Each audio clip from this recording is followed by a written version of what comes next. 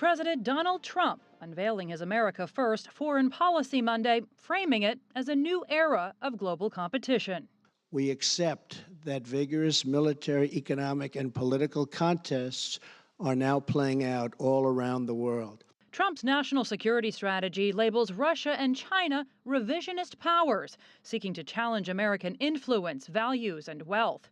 The administration writes, quote, Russia aims to weaken U.S. influence in the world and divide us from our allies and partners. At the same time, Trump publicly cited Washington and Moscow's recent intelligence cooperation that prevented a bomb plot in St. Petersburg.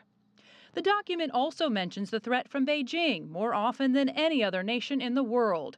Quote, competitors such as China steal U.S. intellectual property. China gathers and exploits data on an unrivaled scale. Beijing counters that its economic rise has benefited the world and created millions of American jobs.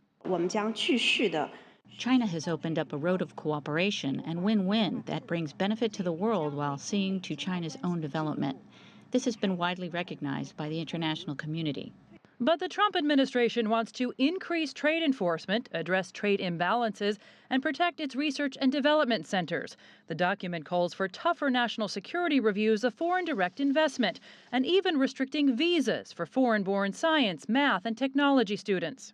Economic vitality, growth, and prosperity at home is absolutely necessary for American power and influence abroad. Any nation that trades away its prosperity for security will end up losing both. Trump's national security strategy also calls jihadist terrorist organizations the most dangerous terrorist threat to the nation. But he said U.S. allies share responsibility in the fight against terrorism, like the joint Saudi-U.S. Global Center for Combating Extremist Ideology. Unlike the Obama administration, which characterized climate change as a growing and urgent threat to our national security, the Trump administration's national security strategy goes out of its way to defend the use of fossil fuels, especially for powering developing nations. It also adds that the U.S. will continue to reduce its carbon footprint, not through increased regulation, but through increased efficiency. Jessica Stone, CGTN, Washington.